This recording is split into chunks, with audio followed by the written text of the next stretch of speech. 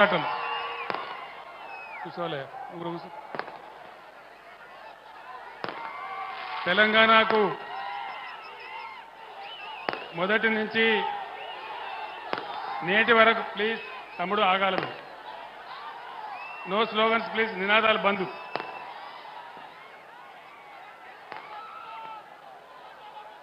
ఆ రోజు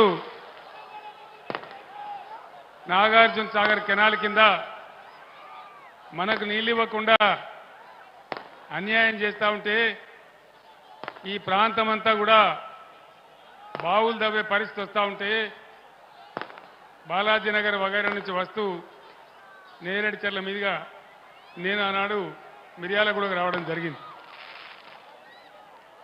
మీరందరూ కూడా ఆ రోజు నాకు భారీగా స్వాగతం పలికారు.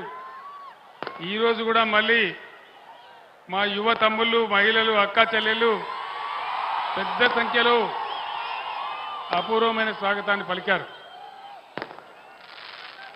భాస్కరరావు గారు ఆ టపాకాయలు ఆపమని చెప్పండి బాబు, ఆ టపాకాయలు ఆపాలి బాబు. నేను 15 నిమిషాలు మాట్లాడతాను, టపాకాయలు ఆపాలి దయచేసి, వెంటనే ఆపేయాల.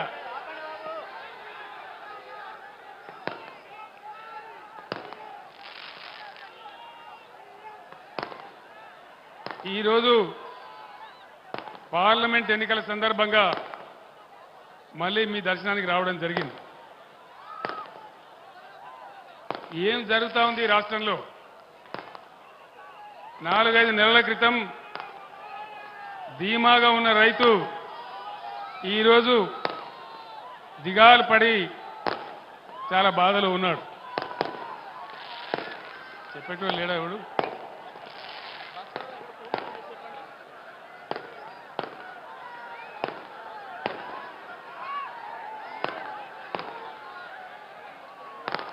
మీ అందరితోని నేను ఒక 4-5 విషయాలు మాత్రం మనవి చేస్తాను.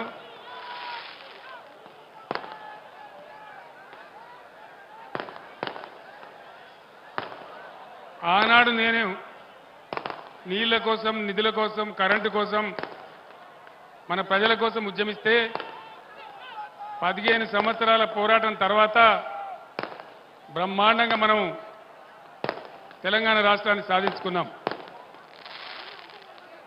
ఈ టపాకాయలు కాల్చేటోడు మనోడేనా మందోడవాడు?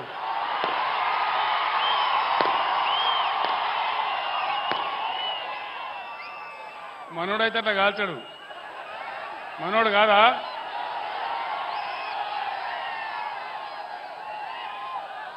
దయచేసి పోలీసు మిత్రులు ఆ టపాకాయలు ఆపేయాల.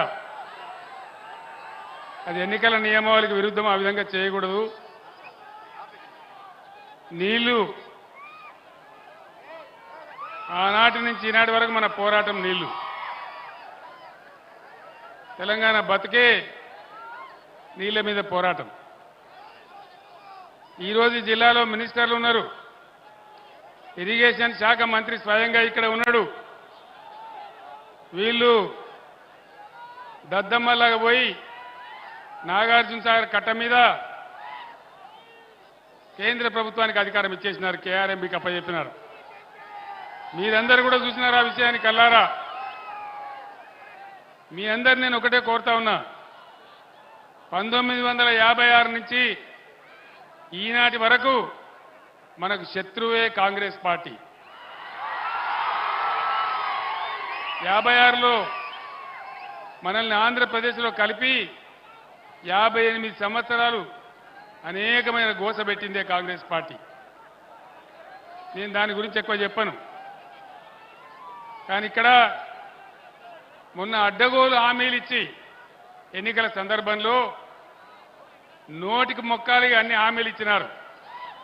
420 హామీలు ఇచ్చి చక్కగా ఉన్న తెలంగాణలో ఉడుముల్లాగా వచ్చి మనకి అవస్థలు తెచ్చిపెడతా ఉన్నారు.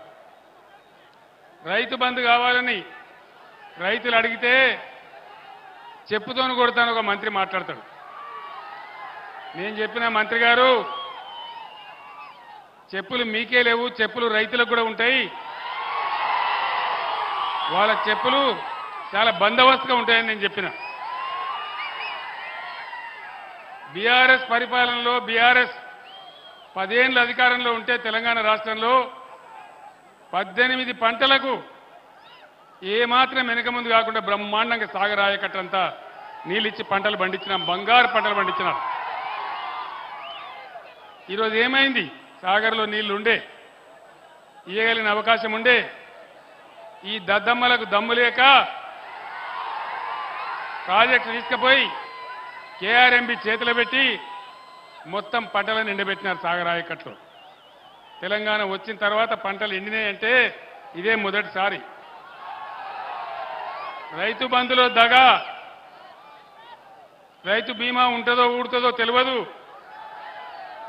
బ్రహ్మాండంగా కేసీఆర్ ఉన్నన్ని రోజులు రెప్పపాటు కూడా పోని కరెంటు కట్కా బంద్ చేసినట్టే మాయమైపోయినది. ఎక్కడికి పోయింది కరెంటు? ఏమైంది కరెంటుకు? వీళ్ళు కొత్తగా గడ్డపారలు బట్టి తవ్వి పనిచేసే అవసరం లేకున్నా కేసీఆర్ 9 ఏళ్ల పాటిచ్చిన కరెంటును కూడా నడిపించలేని అసమర్థులు ఈరోజు రాజ్యాన్ని వెళ్తా ఉన్నారు మన దగ్గర. దయచేసి మీరు గమనించాలి 2 విషయాలు. ఒకటి, కరెంట్ ఎందుకు ఆగమవుతా ఉంది నేను ఈ ప్రభుత్వాన్ని ప్రశ్నిస్తా ఉన్నా. ఎందుకు బాధ పెడతా ఉన్నారు ప్రజలను? కష్టపడి బ్రహ్మాండంగా మిగులు కరెంటు ఉండే పద్ధతిలో మేము చేసినాం. ఆ మాత్రం కూడా మీకు చేతనైతే లేదా? సరఫరా జరిగిన కరెంటును యాజిటీస్గా ఇవ్వచ్చు కదా, ఎందుకు ఇవ్వలేకపోతా ఉన్నారు? మిషన్ భగీరథతో మంచినీళ్లు తెచ్చి అర్బన్ ఏరియాలో, మున్సిపల్ ఏరియాలో